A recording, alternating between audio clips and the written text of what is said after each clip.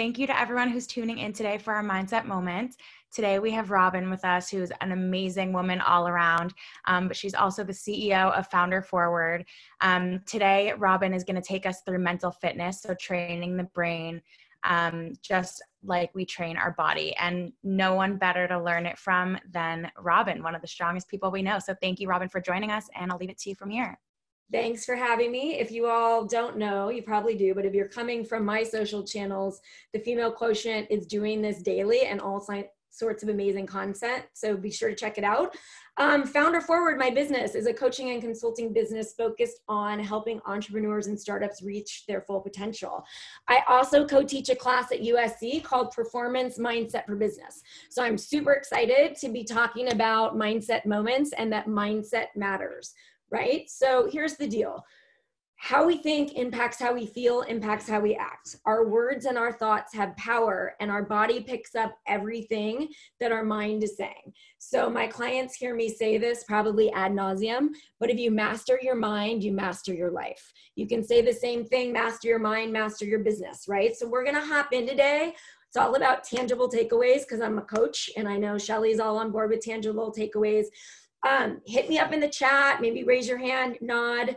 Let's all be real together. You know, has COVID or the quarantine or all kinds of the challenges in the world today got anybody feeling more negative than they usually feel? How about more pessimistic, more fearful? You're having more anxious thoughts. You're feeling more stressed, more worried, right? Well, the first thing I want to say is that you are not alone. And I don't know if anybody knows this, but humans have between 60,000 and 80,000 thoughts a day, and 95% of those are repeat. So first of all, we're not as creative as we think we are. Second of all, 80% of the repeat thoughts are negative, right? We're wired towards the negative because it's our amygdala and our reptile brain actually protecting us, fight or flight. So it makes complete sense. It's completely understandable if you are on amygdala hijack because there's so many things happening in the external world that are disrupting your mindset and keeping you from an optimistic and calm mindset, right? So here's the good news. You can train your brain. There's two core steps. The first step is awareness, and the second step is management. So if you have awareness and acceptance, you can move to management, and that's how you move forward with optimism, opportunity, and growth. So several of you may have seen this great graphic. I don't know the source. It's gone viral. If you type in, who do I want to be during the COVID-19, you can actually find this for yourself. I have a lot of clients that have just printed this out so they can check in with themselves every day. Because this is not like, hey, we felt fearful at the beginning and now we're all the way in growth zone. For most people, it's a roller coaster, right? Some days are better than others. Got to be gentle with yourself. But I want to post this because I want to talk about some highlights of this and think about where you're at, right? So there's the fear zone, right? The fear-based thoughts. We're complaining all the time. Now, mind you, complaining does not have to be external. It's also internal. So what are you telling yourself? What's going on in your mind, right? How are you transmitting that, whether you realize it or not, right? Potentially to your kids if you're quarantined with your children. So in this fear zone, we're a slave to our minds. Then we want to move into a learning zone, right? You're starting to be aware of how you're thinking and you're acting, right? Starting to identify your emotions. You're realizing how they may be impacting other people.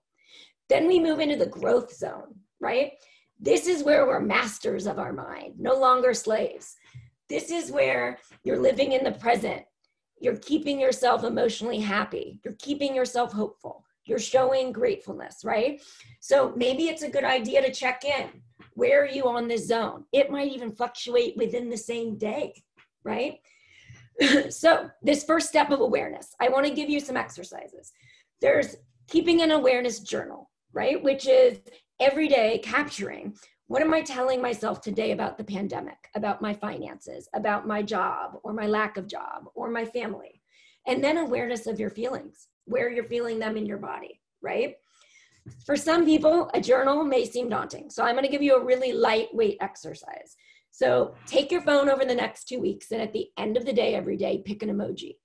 right? If you were having positive thoughts, pick a smiley emoji. If you were very stressed all day, then pick the like anxious teeth emoji, right? If you were fear-based and worried or angry, pick the red angry emoji. Then check in with yourself over the course of the 2 weeks and see what your NPR ratio is, right? That's not national public radio. That's your negativity to your positivity ratio. Sometimes within a day, we're really tuned into, are we feeling good or bad, or negative or optimistic? Check in with how you're feeling over the long haul. Are there more days where you're feeling like you're learning and your growth and your optimism as opposed to fear, right? So pick one of these exercises and do it to tap into your awareness. So from here, we're going to move into management, because this is what it's all about. This is why you showed up today. What can I be doing to train my brain? So the first is practice commanding your mind. I'm going to say a quote that I love that I wish I made up, but I didn't. Our minds are like puppies. If we don't train them, they shit everywhere, right? Key to being in the growth zone is being present, being mindful, right? What does mindfulness mean? It's creating space between stimulus and response. Right in that space, we get to choose. We have the power to choose what we say, what we think, what we do. The key is that we're responding, we're not reacting, and there is a big difference. And this is not just Eastern religion, feel-good Zen stuff. Everything I talk about, because I work with technology folks and engineers, is science-based. So we're talking about brain science and brain hygiene. Remember when I was telling you the negative thoughts are coming from your amygdala and the panic? So what mindfulness does is it's boosting up the circuitry in your prefrontal cortex. It guides your attention, your thoughts, it regulates your moods, it creates resilience, right? So when I say mindfulness, right, everybody raise your hand. Most people have some form of a mindfulness exercise, but some people are like, I can't meditate. I think that you should try, because I think everybody can, but if that's not your jam, do breathing exercises. Breathing exercises aren't your jam, then do body scans, do visualizations, whatever it is. I change my password on my computer, so every time I get logged out, I have to type in breathe 1, 2, 3, 4. Every time I log in, I take a deep breath. Breathing is like changing your nervous system. It's like a pharmacy for the mind, right? Number 2, be intentional about self-care. Here's the deal. Self-care is not once a month, I'm in my robe, drinking rosé, having chocolate, and take a bath. It's your decisions and your choices every single day. Self-care is choosing not to get stuck in your news feed, watching all of the negative news. It's choosing who you hang out with and potentially stepping back from people that only want to talk about the pandemic or only are in a fear zone, right? So the third one, employ positive self-talk. These are mantras. I have mantras every morning, and since this quarantine hit, one of them is, I've got this quarantine, this too shall pass, right? Create mantras and anchoring statements. There's a whole exercise that won't fit into 15 minutes called the racket and the reframe, where you track all of your negative thinking and you reframe it in the positive. If you want to learn more about that exercise, go to founderforward.com/fear-reframe. I have a 30-minute video and a workbook on how to do a racket and a reframe. Number 4, practice gratitude. Now, I know this has become a really popular thing, but most people I know say they practice gratitude and they don't do it daily. You have to do it daily. Here's why. More than 11,000 scientific studies show that developing a gratitude habit helps you feel more positive, more optimistic, be less stressed, sleep better, be more creative, be more productive. I don't know anyone, particularly the entrepreneurs I work with, that don't want to feel more positive and optimistic, sleep better, be less stressed, be more creative and productive. You know what it takes? It takes 5 minutes in the morning or night to write down 3 things you're grateful for. Anybody at this point not practicing gratitude, particularly in these crazy times, right? It's not that hard. It's very important. Now, the last one is self-compassion. Here's the deal. When you start doing your awareness journal or your emojis or your racket and your reframe, what you're going to notice is that we're self-shit talkers. Most of us wouldn't say to our friends the things that we say to ourselves, right? And the key to mental fitness and really being in a positive and optimistic and calm state of mind, we have to stop being our own worst critic and our own worst enemy and start being our best inner champion and inner cheerleader. The R&R, the racket, and the reframe can help that. But compassion, science shows you, it helps you shift your mindset. It helps you go from negative, fear, stress to positive, satisfied, happy. And one of the big things to remember in days like this is we're all going to fall to the dark side now and then. Part of it is just science and the way our brain works. We need to some days just let it be. Some days let it go. Some days say, you know what, it's okay. I'll get back to the learning and the growth zone and optimism. But today I'm going to give myself a break, right? That's compassion. So I know that was a lot of info. I try to throw out a lot of info because people have different things in their toolkit that work. The key takeaway is mental conditioning is just as important as physical. They actually impact each other. And that, you know, you want to put time on your calendar, on your schedule, just like you do to hit the gym, physical gym, to hit the mental gym. So last takeaway, master your mind, master your life. And I know we wanted to open it up to any questions that anyone has or any sharing related to best practices.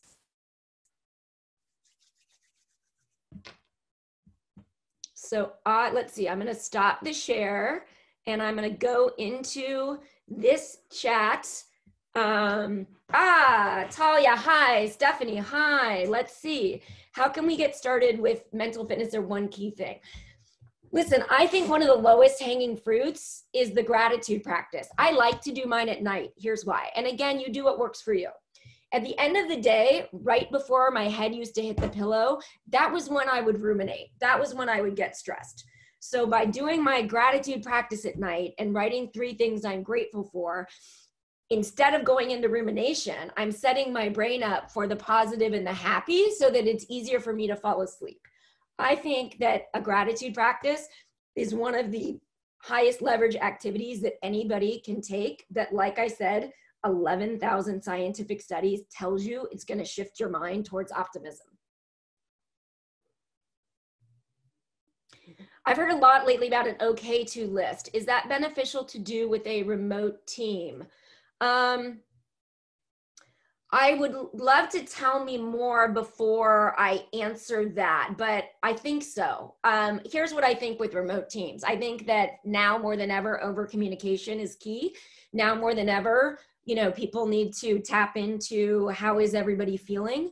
I'll give you a tip there. I work with tech folks. Not everybody wants to talk deeply about feelings. They like to do this. Ask people what color they are. Are they red, yellow, green? Red is kind of, hey, today I'm in a funky stress zone. Yellow is, I'm okay. And green is, I'm feeling great. Not everybody may want to share. If somebody is in a red, say, hey, do you want to talk about it? And they may say yes and tell me more. They may say no, but it's still valuable to know that somebody on your team is in a red, and that may actually color how you communicate with them the rest of the day. What is the best way to quiet your negative thoughts while you're trying to learn about what is going on? I feel like every time I read the news. Yeah, so part of calming the negative thoughts, if it's triggering for you, which it sounds like it might be to pull back a little bit. Another thing is like find three sources that you believe, whether they're people on your social or whether they're doctors or whether it's a particular website, and only read those. Read the ones where you believe in the source so that you're not having to sift through and get triggered by fake news and fake titles.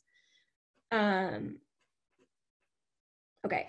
When you experience a fear emotion and have an anxiety response, yeah. Okay. So first of all, you got to feel the fear to heal the fear, right? And you have to name it to tame it. So the first thing is to catch yourself. Yelena, good job, because the first thing you're doing is catch yourself in the response. What's happening is your amygdala is telling your body to respond. So the first thing that you can do is take a deep breath, right? This goes back to me saying that like breathing is the best medicine that we can prescribe to ourselves. Changes your nervous system. Take a deep breath, let the chemicals pass through. That should calm you a little bit. Second step, ask yourself a question. So the amygdala is firing, and what you want to do is bring your rational brain into the conversation. So if you ask yourself, how do I want to show up, right? Imagine you're in a conversation with a colleague or your husband or your kids because you're all quarantined. You're starting to feel the anxiety response. You're starting to feel like you may be getting angry, mad, sad, fearful. Ask yourself a question, right? It triggers the front part of the brain It's the rational reasoning part. How do I want to respond? What outcome am I looking for? Just by asking yourself simple questions, you're actually releasing oxytocin and serotonin to offset the adrenaline and the cortisol that the amygdala is sending. So breathe and ask yourself a question. It'll be a calming question. Hopefully that is helpful. Yes, deflect negative COVID talk from friends to move out of a fear zone. Listen, I believe in honest and open communication and crucial conversation. So I believe that you should say, hey, can we move on to a different topic? I'm feeling, like I want to stay in a positive and optimistic zone, and I've had enough COVID talk for the day, right? Whatever it may be open and honest. People get it, right? There are moments where people really want to talk about what's going on and get the facts and understand and be able to plan what they're going to do with their kids for the summer. But if you're feeling in the red zone, even in the yellow zone, or if you're feeling like you're in the fear base, be smart. Practice self-care. Say, hey, I'm going to step out of this conversation because I know it's going to take me into the red and I don't want to go there today. Okay, what advice am I telling my founders? Well, we're doing a lot of this work, which they've been working on anyway, but here's the deal. The obstacle is the way. That's something that one of my teachers, Patricia Moreno, Stephanie, if you're still on, you know who that is, says often, but, or Winston Churchill. It's, let's not let a good crisis go to waste. This is the time to be innovative, right? If you're an entrepreneur, your whole business is doing more with less. So now is the prime time to do more with less. Tap into your entrepreneurial roots and get creative. I think I hit most of these. Is it okay to have a messy desk? It's okay to work 8. Oh, I get it. Yes, Jackie. It is okay. Yes. This gets back to self-compassion. Everybody's beating themselves up. Oh, I need to do this and I need to do that and I haven't done this. I will say the following, which is sort of counter to that, Jackie. In times that are uncertain, workers want guardrails. They want more direction. They want more certainty. And if you're the leader, you're supposed to provide that. So while it's okay and you can have self-compassion and do all of these things, maybe you have a Slack channel that just has suggested tools and practices. And if you read some of the science on it, a clean desk can actually lead to a decluttered mind, right? That's just one example. So we want to have self-compassion and allow people to maybe not hold themselves up to such strict standards, yet at the same time, boundaries and guardrails and providing some certainty can be beneficial. So you have to sort of, like everything in life, there's a balance beam act you're playing. So hopefully that was helpful and not too confusing. How do you help someone in your family go through anxiety?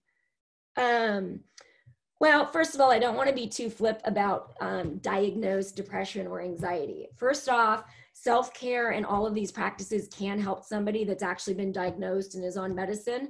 So I don't want to say, but it's not just going to alleviate it, right? Like these 5 things may not heal you if you are clinically depressed or anxiety. So Elena, I can't tell you from this conversation, but what I can tell you is that if it's in your family, even, with some of my co-founder work where one co-founder is getting coached, maybe you say, hey, you know what? I've really become religious about my gratitude practice and I feel like it's really helping. Where are you at with that, right? Maybe you offer to be an accountability partner. Hey, taking a walk during the day is really starting to refresh my mind and I've noticed that I'm not as anxious. Do you want to, take a socially distanced walk, or do you want to hold each other accountable each morning to go on our walks, whether it's separate or not? So I want you to think about that in terms of helping people, because it's like if somebody's anxious and you say, calm down, they're not going to calm down. It's probably going to upset them more. So you have to be very careful with that. But if people are experiencing more anxiety, all of these tools would be helpful to anybody. Do we have any more? I mean, I have time. I know people probably are in the process of hopping off. Yeah. I think we have one more question, Robyn, in the Q&A. It just says, one thing I love about the youth is their hope and optimism they have. I feel like I've lost that and become more jaded as I've gotten older. How can I tap back into those feelings and I had of wonder and optimism I had when I was younger? One of the things you can do is think back to when you were younger. Most of us have dropped a lot of our hobbies. What's something that you like to do that you're super engaged with that might remind you, right? Maybe it's I see all of these young kids doing chalk projects right now. Maybe you as an adult go get your artist on and do a chalk project, right? But usually when we want to tap back into that, and I know a lot of people are into nostalgia right now, I'm listening to like all my 80s rock. I'm wearing like a bunch of my 80s gear, and it's making me feel those feelings. So tap back into whatever you have not had time for in your childhood and go do it. I love it. All right. Well, this has been so amazing. Let us know how we can all find you on social media and all of this. I know everyone has had questions attending, so I'm sure they'll have more and want to follow up with you. Thank you. I think if you go to my website, Founder Forward, on the homepage, I actually have a couple of the tools that I think are helpful. They're helpful in general, but also more helpful during the pandemic. I have a great Founder Forward Insta account. I don't have a Founder Forward Twitter account, but I tweet all the same stuff. So you can follow me on Twitter at rmward. And please, if you have more questions, reach out. I'm happy to connect with anyone. All right. Thank you so much, Robyn. And thank you to everybody who tuned in today. This was awesome.